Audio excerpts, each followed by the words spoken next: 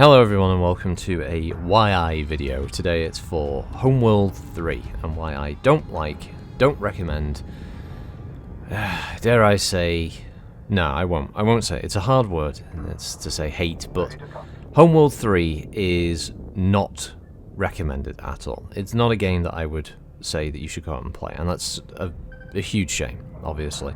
For anyone who is a fan of the Homeworld series, and many people who have bought the game on release or were even early backers on things like Fig and such, were rich bastards that they are, certainly will feel somewhat disappointed by this release here from Blackbird Interactive and published by Gearbox.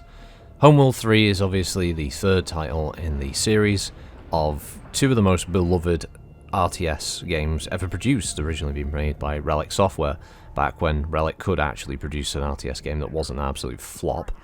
But yeah, here we are with this iteration, coming from Blackbird Interactive, who were previously sort of applauded for their work with Deserts of Karak, the kind of prequel to the whole Homeworld series, a sort of ground-based RTS version that utilised the same kind of mechanics as Homeworld, but with a different kind of style and setting, and an interesting story and pretty generally good gameplay. And then this is not good. Homeworld 3 has an atrociously bad story, poorly written, badly explained, told with bizarre cutscenes that are just, you only have to go through a quick YouTube search for Homeworld 3's cutscenes to see the vast difference between the way the story is presented to you compared to how it was in the original two games. And hell, even Deserts of Karak. The fleet of ships for the Higarans just feels strangely cut down and not that interesting. Ships all look very similar, like it's just the same chassis with a slightly different configuration, which is a huge shame, especially in space games where you want all of your vessels to look different. It's part of the appeal.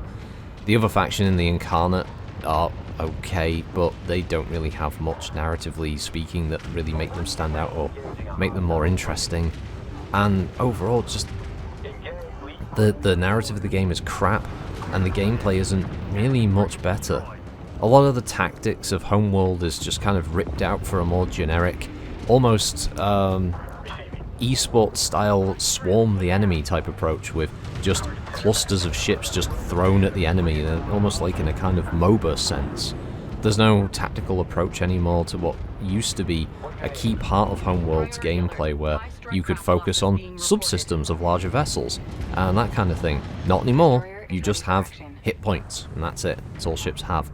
And some ships are tanky bastards that can take umpteen amounts of fire before they die in space battles that just hang limply in space, no movement between the targets or anything like that, weapons that look a bit weak when they hit, and most of the larger scale ships for some reason seem to lack a lot of secondary weapon systems and even main guns, which makes the space battles just look pretty boring and uninteresting. As I said, with only two factions available as well, there's not really much to get into as far as the post-game campaign completion. You're just going to be playing either multiplayer matches against Higarans or Incarnate, and that's it. And yeah, it's not gone down well with the players. If you look at the Steam page for it, you will see a game that is sitting on mostly negative reviews, 4,453 in total, with a positive review of 38% of those reviews, which really speaks to something. Every negative review speaks to the same issues, which is a terrible story, bad gameplay compared to the previous releases. Just buy the remasters. Buy 1 and 2 remastered. You're going to have a much better experience. There's still plenty of mods that you can try out with it as well. And yeah, it's just a massive disappointment, and such a high cost as well. I mean, even on a sale at the moment, it's $39.99, but by default they want to charge you £50, which is going to be roughly $60 to $70 or euros for the base game. It's a fucking joke. Absolute pain in the wallet to want to pay that amount of money for a game that has so little content.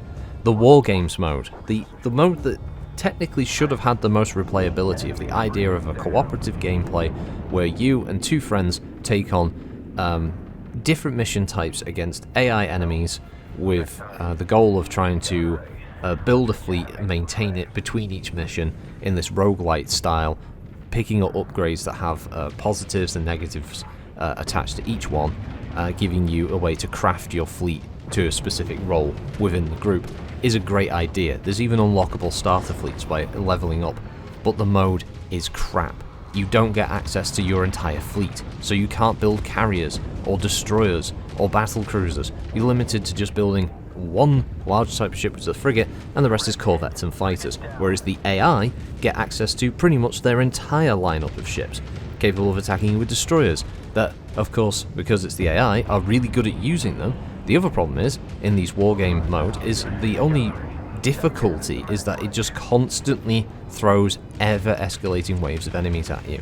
There's no tactical approach, there's no puzzle to be solved in a combat sense of trying to pick and choose targets to take out quickly. It's usually just a mad dash to get to the objectives as fast as humanly possible, moving your mothership away from the targets and trying desperately to stay alive as long as humanly possible. And once you complete a chain of, I think it's 5 missions, it ends and you get the most XP possible.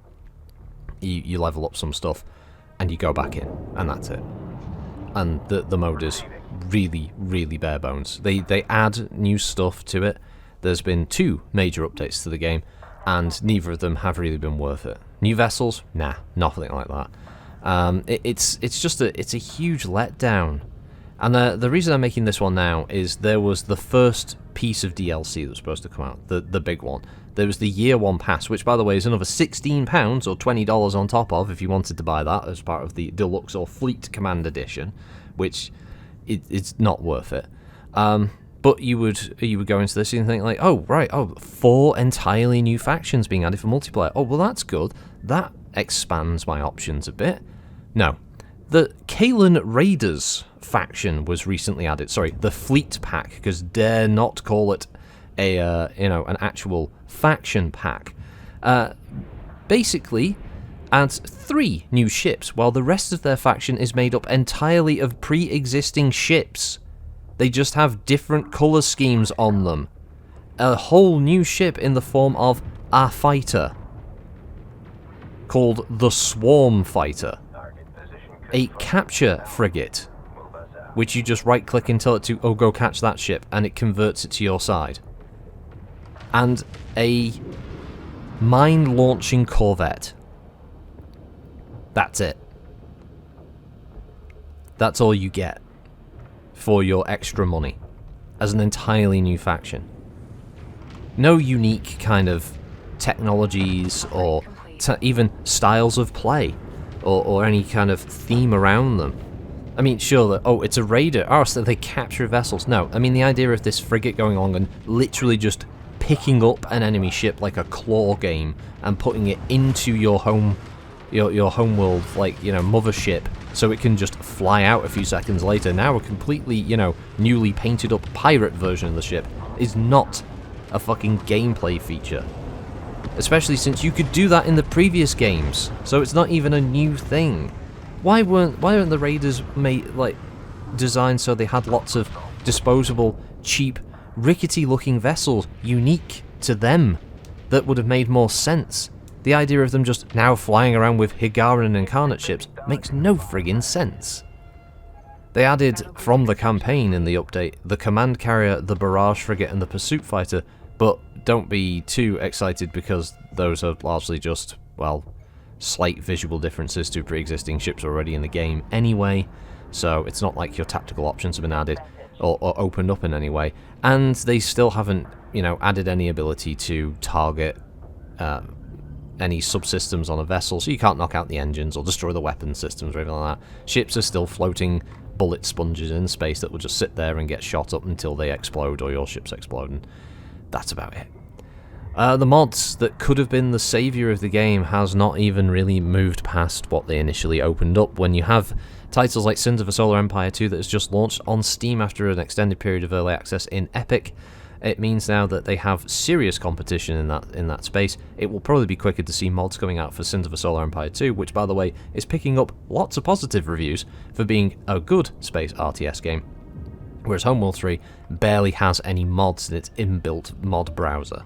Because, surprise, surprise, their SDK was late in arriving, because the Blackbird Interactive devs don't know what the fuck they're doing, and are basically just flailing around like Kermit, who's happy for the new show starting, and they've got nothing else to offer. Basically, there's a reason that it's mostly negative.